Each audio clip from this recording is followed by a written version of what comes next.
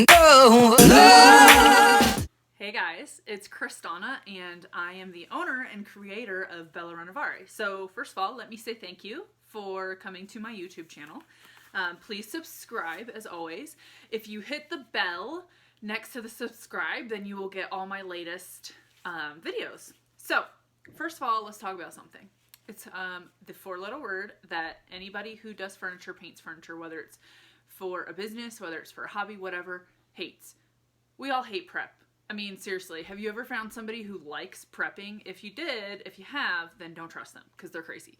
But I also need to let you know that there is no such thing as no prep. There's no such thing. So whether your prepping is sanding down an entire piece, your prepping is cleaning your piece really well and then watering it down or rinsing it down with water, whatever it is, you need to prep your piece. It doesn't matter what paint line you're using. It does not matter what you're doing with your piece. You have to prep it. So today I'm going to show you how to use Dixie Belle's White Lightning. Now, when you're using chalk type paints, you generally do not have to do as much prep. So what we're going to do here is I'm going to clean this piece really, really well. Now, when I say that I'm going to clean this piece and I'm not going to sand it, that's because this piece does not have a lot of imperfections and blemishes. Now, if you have a piece that maybe the top of it has gouges and you want a more smooth finish, then you're probably going to want to sand it a little bit to get those gouges out. Also, if you have a piece that maybe, let's just say that this was dark stained, okay? This piece was dark stained on the top and you've got like chipping stain. I know you guys know what I'm talking about. You're probably going to want to sand that off because no amount of scrubbing it is going to get that off. And that's not going to be an issue with, no paint is going to adhere to that over time.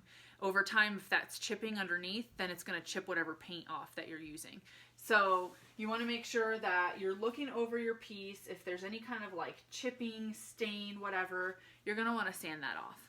This piece we got really lucky with, and there's nothing chipping, but it is super gross and dirty. So I'm going to show you what you need. I have just a Tupperware container. You can use, and I'm going to be using Dixie Belle's White Lightning today, okay? White Lightning is a TSP cleaner, and so you're going to want to make sure that you're not putting this around your animals, your kids, you're not drinking it. Don't drink it, okay? Don't drink it. And you're also going to want to make sure that you're wearing gloves, okay? You're going to wear gloves. So with the White Lightning, there are two options. I have it in a spray bottle, and I also have it, and you can also do it this way and mix it each piece that you do. So you're going to dissolve two heaping tablespoons of White Lightning per gallon of water. Well, this is not a gallon of water. I also don't measure things. I'm really horrible at that, so I apologize. But I'm going to put just a tiny bit. So this is warm water, guys. I'm going to put just a tiny bit of it in there because it's super concentrated. You don't need a lot. I've got my stir stick, and I'm going to stir, stir, stir. Okay. And I'm going to let that dissolve. I'm going to stir it until it dissolves. The reason why I use warm water is because it dissolves better. I just feel like warm water coincides with cleaning, right? Do we mop our floors with cool water? I don't. So, okay, so now it is completely dissolved. Okay, as you can see, there's no more in there. I usually use a rag or a like old t-shirt. You can cut it up or whatever. But for this, I'm going to use paper towels because I want to show you how disgusting this is. I have not cleaned this piece yet. So you don't want to get it sopping wet, but you want it wet enough that you're able to scrub the dirt off. So I'm using this paper towel so I can show you how disgusting this is going to be.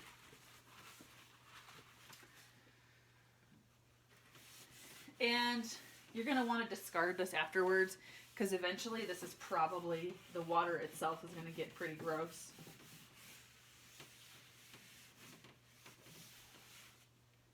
This is pretty disgusting. Okay, I'm going to set that aside. I'm going to set that. That's disgusting. Can you see my neck? I got my hair dyed, so my neck is like purple. I swear it's not my skin. I went to my esthetician last night and she said, it looks like you have a purple sunburn or whatever. I was like, no, it's just my hair dye. That happens when you have your hair dyed different colors for the first little bit. Kind of dyes everything. Your pillowcase, your skin. Oh, this is disgusting. So I'm going to continue cleaning this piece. But this is what you're going to want to do. Okay? You're going to want to scrub this piece down with a paper towel, with, you know, if you don't want to use a paper towel, you can use t-shirt, old t-shirt, rag, any of your hardware stores.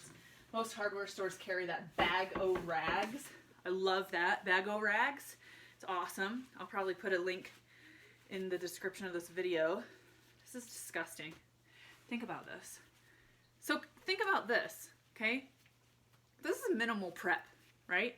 But think about if you didn't do this. All this crap and grossness is underneath that paint if you don't prep your piece. And I mean, like, prep it, like, at least clean your piece. All that's just under there.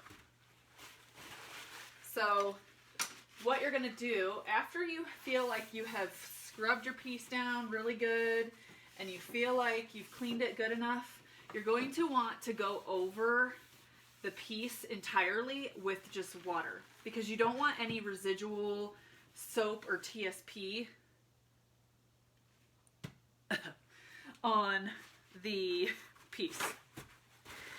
And so what I do is I just take my mister bottle and I'll just mist it and I'll like water it down and wipe it off.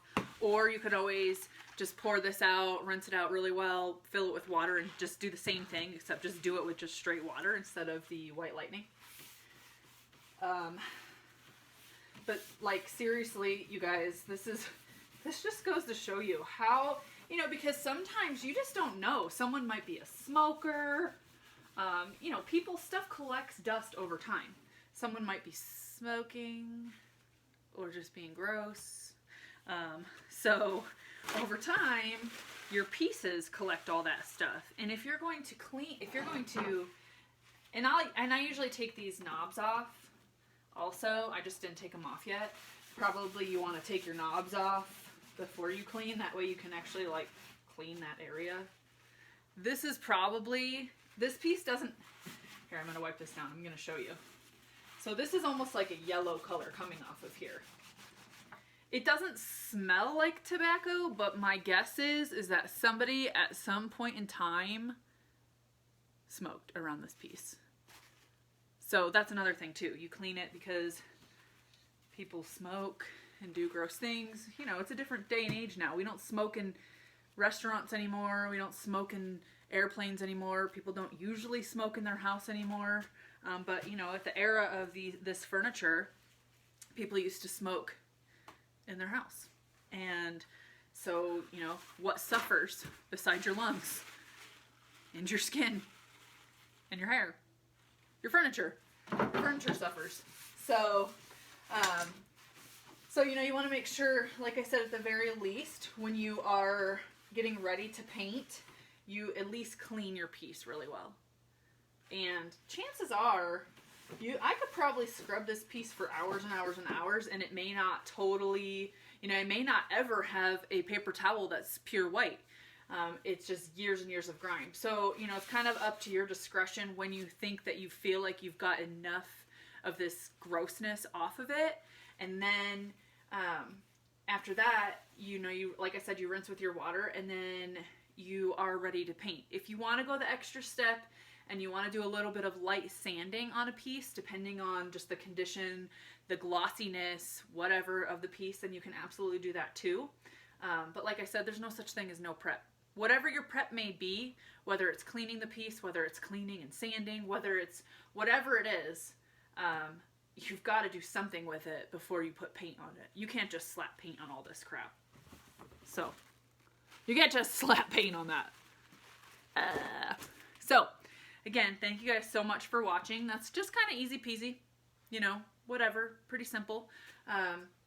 Thank you for watching, and please subscribe and get ready for the next video. Gross. Clean your pieces. Oh, so gross. Seriously, guys. Seriously, clean your pieces.